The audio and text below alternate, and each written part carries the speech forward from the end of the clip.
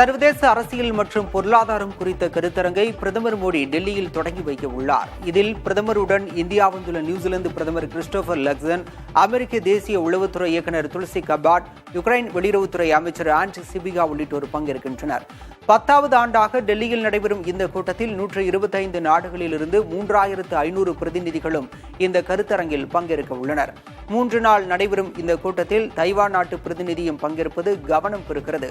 அமெரிக்காவில் ட்ரம்ப் அரசு அமைந்த பிறகு உலக அரசியல் பொருளாதார பாதுகாப்பு சூழல்கள் மிகப்பெரிய அளவில் மாற்றம் கண்டுள்ள நிலையில் இந்த கூட்டம் உலகளாவிய முக்கியத்துவம் பெறுகிறது. போதைப்பொருள் கும்பலை ஒழிப்பதில் தங்கள் அரசு தீவிரமாக உள்ளதாகவும் இதில் சிக்குபவர்கள் மீது ஈவு இரக்கம் இல்லாமல் நடவடிக்கை எடுக்கப்படுவதாகவும் மத்திய உள்துறை அமைச்சர் அமித்ஷா தெரிவித்துள்ளார்.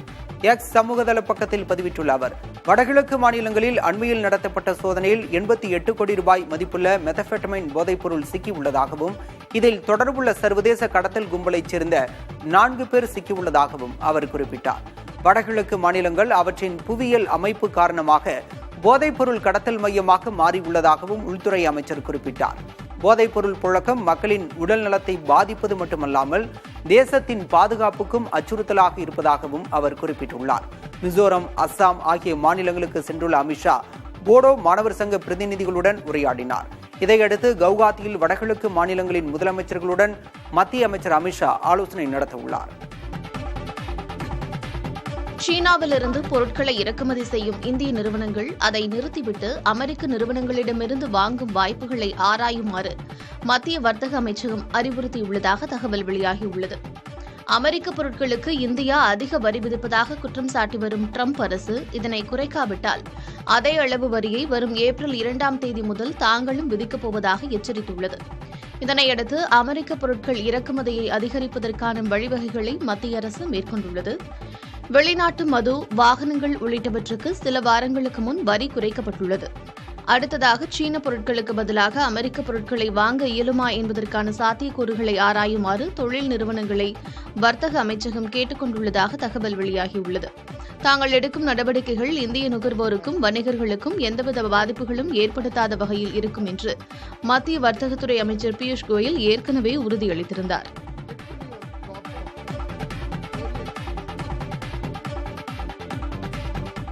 புற்றுநோய் அதிகரிப்பது குறித்து வெளியாகி வரும் பல தகவல்கள் கவலை தருகின்றன. ஆனால் ஆறுதல் தரக்கூடிய ஒரு செய்தியும் தற்போது வெளியாகியுள்ளது. புற்றுநோயை குணப்படுத்துவதற்காக இந்தியாவில் சோதிக்கப்பட்டு வரும் கார் செல் தெரபி என்ற சிகிச்சை முறை நல்ல பலனை அளித்துள்ளதாக உலக புகழ்பெற்ற மருத்துவ இதழான லான்செட்டில் தெரிவிக்கப்பட்டுள்ளது. இந்தியாவில் பரிசோதனை முறையில் சிகிச்சை அளிக்கப்பட்ட 73% பேருக்கு நோயிலிருந்து நல்ல முன்னேற்றம் ஏற்பட்டுள்ளதாக அக்கட்டுரையில் குறிப்பிடப்பட்டுள்ளது. சிமெரிக் ஆன்டிஜன் ரிசப்டார் டி செல் தெரபி என்பதன் சுருக்கமே கார் செல் தெரபி எனப்படுகிறது. புற்றுநோய் செல்களை கண்டறிந்து அவற்றை அழிக்க உடலில் உள்ள நோய் எதிர்ப்பு செல்களை பழக்கப்படுத்துவதே இச்சிகிச்சையின் அடிப்படையாகும். கார்டி செல் தெரபி முறை சிகிச்சை குறித்து உலகெங்கும் சோதனை நடைபெற்று வரும் நிலையில் இந்தியாவில் கிடைத்துள்ள முடிவு தரமானது, செலவு குறைவானது என லான்செட் இதழ் குறிப்பிட்டுள்ளது.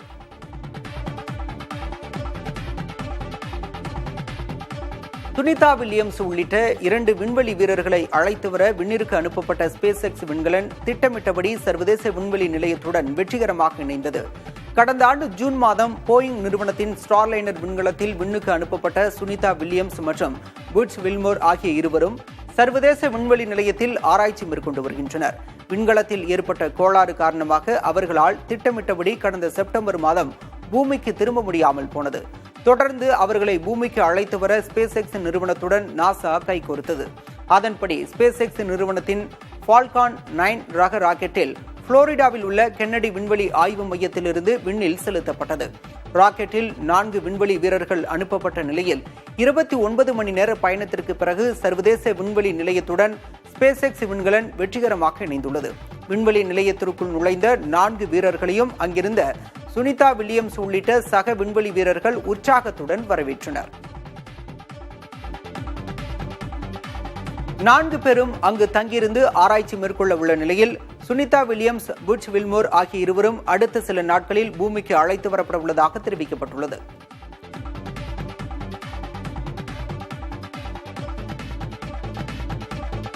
டாஸ்மாக் முறைகேட்டில் திமுக விளம்பரமாடல் அரசு பற்றி ஊழல் இலக்கியமே எழுதலாம் என தவேக தலைவர் விஜய் அறிக்கை வெளியிட்டுள்ளார்.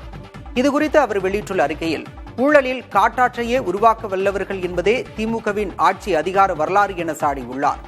அமலாக்கத்துறை தற்போது கையில் அள்ளியிருப்பது 1000 கோடி ரூபாய் என்ற கையளவு நீர் என குறிப்பிட்டுள்ள தவேக தலைவர் விஜய், இந்த விவகாரத்தை இன்னும் தீவிரமாக ஆராய்ந்தால் முறைகேட்டில் சிறு மீன்கள் முதல் திமிங்கலங்கள் வரை சிக்கும் என குறிப்பிட்டுள்ளார். டாஸ்மாக் முறைகேட்டில் ஈட்டிய பணத்தை வைத்து 200 தொகுதிகளை வெல்வோம் என திமுக இருமாப்பு சூளுரைப்பதாக தெரிவித்த தவேக தலைவர் விஜய், மோசடியில் சம்பந்தப்பட்டவர்களை நியாயமான விசாரணைக்கு உட்படுத்தி உண்மையை வெளிச்சத்துக்கு கொண்டுவர வேண்டும் என வலியுறுத்தியுள்ளார். தஞ்சை மாவட்டம் கும்பகோணம் அருகே உள்ள நவகிரக தலங்களில் ராகுஸ்தலமாக விளங்கும் திருநாகேஸ்வரம் நாகநாத சுவாமி கோயிலில் இசையமைப்பாளர் இளையராஜா சுவாமி தரிசனம் செய்தார்.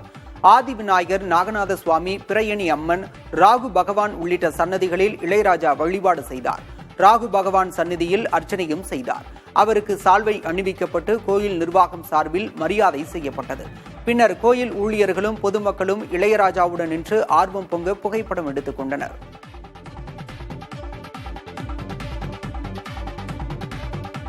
அலங்காநல்லூர் கீழக்கரை ஜல்லிக்கட்டு போட்டியில் காளை முட்டி மாடுபிடி வீரர் உயிரிழந்தார். முதல்வர் ஸ்டாலினின் பிறந்த நாளையொட்டி கீழக்கரை ஏறு தழுவுதல் அரங்கத்தில் திமுக சார்பில் ஜல்லிக்கட்டு போட்டி நடைபெற்று வருகிறது. இதனை அமைச்சர் மூர்த்தி, சோழவந்தான் சட்டமன்ற உறுப்பினர் வெங்கடேசன் ஆகியோர் தொடங்கி வைத்தனர். இந்த போட்டியின் போது கச்சிராயிருப்பு கிராமத்தைச் சேர்ந்த மகேஷ் பாண்டி என்ற மாடுபிடி வீரரை ஜல்லிக்கட்டு காளை மார்பு பகுதியில் குத்தியது. இதில் படுகாயமடைந்தவர் மதுரை அரசு ராஜாஜி மருத்துவமனையில் சிகிச்சை பலனின்றி உயிரிழந்தார்.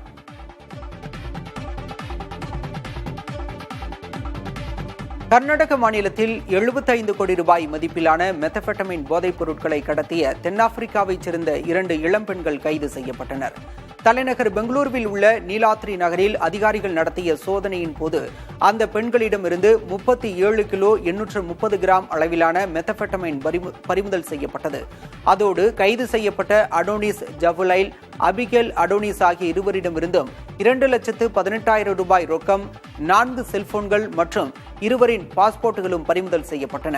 இவர்கள் டெல்லியிலிருந்து பெங்களூருவிற்கு விமானம் வழியாக தொடர் கடத்தலில் ஈடுபட்டு வந்தது விசாரணையில் தெரிய வந்திருக்கிறது.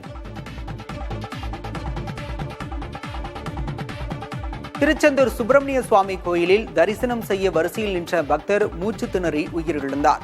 வார விடுமுறை தினமான இன்று சுப்பிரமணிய சுவாமி கோயிலில் பக்தர்கள் கூட்டம் அலைமோதியது.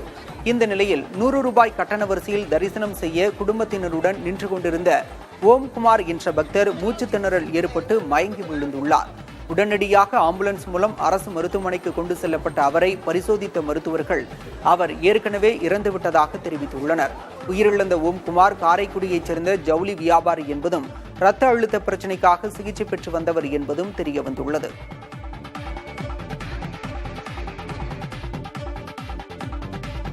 காஞ்சிபுரம் தாந்தோண்டீஸ்வரர் ஆலயத்தில் சிவபெருமானுக்கு ட்ரோன் மூலம் பாலாபிஷேகம் நடைபெற்றது.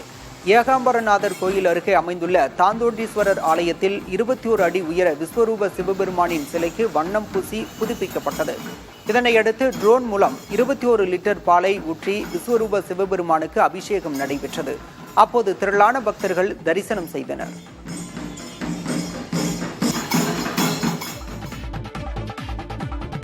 வாடிப்பட்டி அருகே திறந்து கிடந்த கழிவுநீர் குழியில் தவறி விழுந்ததில் 4 வயது குழந்தை பரிதாபமாக உயிரிழந்தது. நெருஞ்சிப்பட்டியைச் சேர்ந்த கட்டட தொழிலாளர்கள் சந்தனக்கருப்பு, கிருஷ்ணவேணி தம்பதிக்கு கேசவன், ரோஷன் என்ற 2 ஆண் குழந்தைகள் உள்ளனர். வீட்டின் அருகே விளையாடிக் கொண்டிருந்த இருவரும் 10 அடி ஆழமுள்ள கழிவுநீர் குழியில் தவறி விழுந்ததாக தெரிகிறது. மீட்கப்பட்ட குழந்தைகள் வாடிப்பட்டி அரசு மருத்துவமனையில் அனுமதிக்கப்பட்ட நிலையில் 4 வயது குழந்தை கேசவன் உயிரிழந்தார். 3 வயதாகும் ரோஷனுக்கு மதுரை அரசு மருத்துவமனையில் தீவிர சிகிச்சை அளிக்கப்படுகிறது. ஊராட்சி நிர்வாகம் பள்ளத்தை மூடாமல் அலட்சியமாக செயல்பட்டதே உயிரிழப்புக்கு காரணம் என பொதுமக்கள் குற்றம் சாட்டியுள்ளனர்.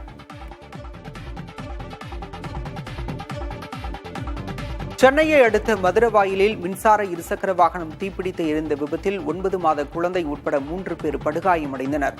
பாக்கியலட்சுமி நகரைச் சேர்ந்த கௌதம் என்பவர் மின்சார இருசக்கர வாகனத்திற்கு சார்ஜ் போட்டுள்ளார். அப்போது மின்கசிவு ஏற்பட்டு திடீரென தீப்பிடித்து எரிந்துள்ளது. உடனடியாக தனது மனைவி தந்தையை எழுப்பிவிட்டு 9 மாத குழந்தையை தூக்கிக் கொண்டு வெளியே தப்பிச் செல்ல முயன்றுள்ளார். அப்போது கௌதம் மற்றும் அவரது மனைவி குழந்தை மீது தீப்பற்றியது. உடனடியாக அக்கம் பக்கத்தினர் அவர்களை மீட்டு மருத்துவமனையில் சேர்த்தனர். 50% தீக்காயமடைந்த குழந்தைக்கு தீவிர சிகிச்சை அளிக்கப்பட்டு வருகிறது. விபத்து நடந்த பகுதியில் காவல்துறையினர் ஆய்வு செய்தனர்.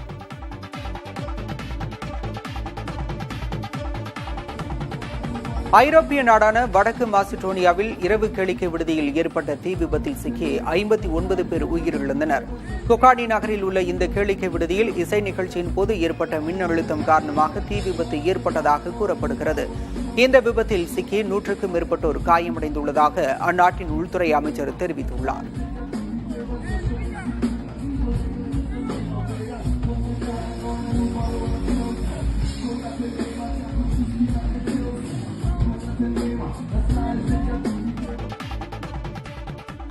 இரண்டாயிரத்து 25ஆம் ஆண்டுக்கான ஃபார்முலா 1 கார் பந்தய தொடரில் லாண்டோ நோரிஸ் முதல் வெற்றியாளராகியுள்ளார். ஆண்டின் முதல் ஃபார்முலா 1 பந்தயம் ஆஸ்திரேலியாவின் மெல்பர்னில் நடைபெற்றது. இதில் மெக்லாரன் அணியின் லாண்டோ நோரிஸ் முதலாவதாக வந்த நிலையில் நடப்பு சாம்பியனும் ரெட்புல் வீரருமான மேக்ஸ் வெர்ஸ்டாபன் இரண்டாவதாக வந்தார். இந்த பந்தயத்தின் போது மழை பொழிந்ததால் போட்டியில் பங்கேற்ற வீரர்கள் சிரமங்களை சந்திக்க நேர்ந்தது.